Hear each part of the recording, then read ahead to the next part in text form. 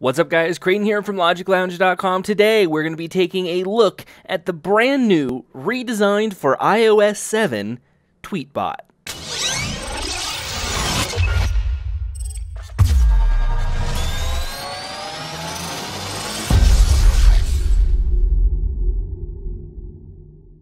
Let's waste no time and launch up TweetBot so we can see all of those cool new features that have been added into the program. The first thing you're going to notice is the stunning new interface. It looks nice with the iOS 7-like interface with it, where everything's blended, looks more in a modern sense in how iOS is designed, which is very nice and very cool to look at. As you can see, we have our normal timeline here that does stream when we're on Wi-Fi, so we can get the latest updates from whoever we're following right in our news feeds. The new Compose window does look exactly like the iOS 7 theme design. We can add things like our locations, hashtags, @signs, photos, all the normal stuff just in this brand new looking interface, which is very nice to see. Now, if you want to switch between profiles, very simple to do. Just press your profile icon there in the upper left-hand side, and you're greeted with an account that you want to select, whether it's the LogicLounge official account or my personal account. You can go ahead and switch between the two with no trouble whatsoever, which is very nice. You get this nice little animation. You can also add in profiles as well. So if you wanted to add in a brand new profile to TweetBot, it's very simple. It uses the Twitter sign-in information, so they're not handling any of the passwords, which is very nice for anybody who's security conscious. We also have our settings here where you can customize how everything is laid out within TweetBot, how you want it to act, how you want it to look, all that fun stuff you have easily and nice and granular controls as well. You can select your sounds to be playing all, notifications only, or none. So if you're someone who likes sounds to be displayed when you get a notification or something like that, you can easily hear those. They have updated those noises. They're a little bit more, I guess they're kind of 8-bit and kind of modern 8-bit, which is really cool. I like their sounds a lot. You can change your display settings as well, so you can see full names or usernames of your Twitter clients, and then relative and absolute of your date formats. There's that streaming option that I was talking about. You can also pin to the top when you're at the top of the stream, so everything keeps scrolling down, which is something that I like to enable. Quote format, we can do standard, retweet with comments, or via a user, which is something nice. Now, one of the coolest things that has been added here is your default browser.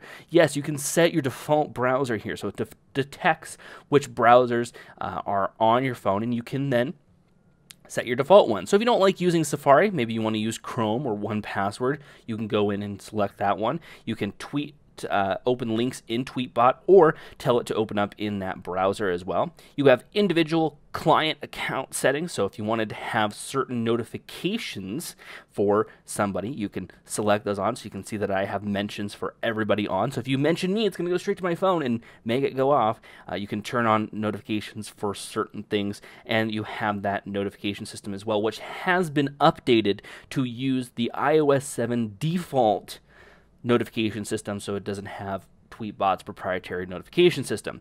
Moving on, though, we have our URL shorteners. You can still select from a slew of different URL shorteners, including Bitly, Cloud App, Droplet, or even your custom one as well, and you would be a more advanced user if you knew how to do that. Image upload services, you've got new options there where you can pick from Cloud App, Droplet, or any of these cloud services you can use, even custom cloud services as well. You can use that. Moving on into video uploads, you still have what is there. You can also add custom ones as well. So if you needed help with that, you can add custom video uploads. Read it later for reading services. If you have a reading list or if you have Instapaper or Pinboard, you can set that up here, which is very nice to have. And syncing, of course, is one of my favorite features because I can go from my desktop to my iPad to even my iPhone and be able to sync where I was on my Twitter timeline. That is something that's been fixed within TweetBot as well. I know a lot of people have been complaining that iCloud sync has been broken in the last versions of TweetBot. Well, they have finally fixed it, and it seems to work pretty good. You also have your mobilizer as well, so if you want to view websites but in a mobile form and they probably don't have a mobile website, well, you can choose a mobilizer there to do that as well. And of course, you can reset your account cache if something ever goes wrong. And then you have individual settings. All those settings are individual per account. So if you wanted all the notifications for one account, but no notifications for another, you can do that within TweetBot. One of the things that keeps, standing out to me is how good this looks, how good you're able to see what happens and see how good this design looks. I think it's pretty fantastic. So one of the other things that I wanted to show off here is, let's pick out a photo here. I think this Seattle Times photo will be perfect. So you see the Seattle Times photo. I've clicked on it, and it's brought it up in this kind of window. Now, what happens if I want to get away with it? Well, you can't. Well, of course, you can click on the photo to close it out. But what if you want to do something better with that? What if I wanted to throw it off the screen? Well, they've added this kind of physics in there where you can kind of throw the image off of the screen and do whatever you want with it. So you can see you can zoom in, zoom out, but then you can also kind of move it around, and it has this kind of dynamics to it that makes it really cool. And then you can throw it off the screen and you're back within it. I think that's a really cool feature. Now let's go ahead and look at the profiles and see how they look. So we'll open up my personal profile.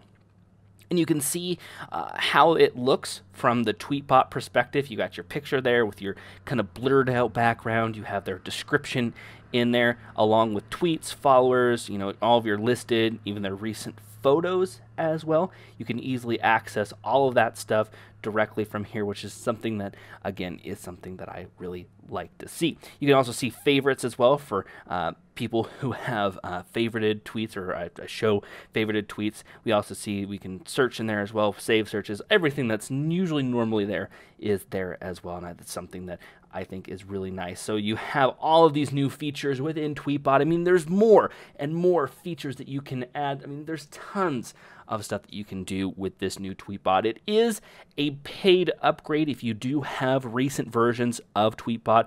Unfortunately, this is not a free upgrade. You do have to get it as a paid upgrade. I believe it's $2.99 in the iTunes App Store, which isn't a bad price at all if you do find yourself really using Twitter a lot.